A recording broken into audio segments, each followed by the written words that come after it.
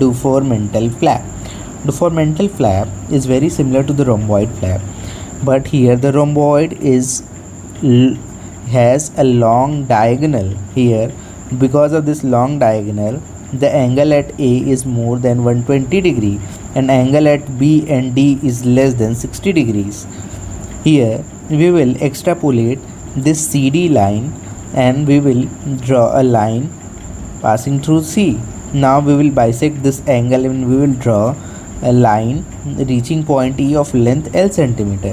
From point E, we will draw a line parallel to BD of length L centimeter and we will reach the point F. Now we will discard this rhomboid tissue and then we will raise this flap. And now we will rotate similar to the Limberg flap, and the final stitch line incision will be like this.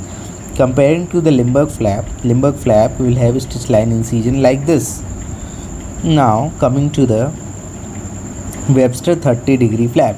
It is very similar to the Dufourmentel flap, but from point E, here we will draw an acute angle of 30 degree and we will reach the point F.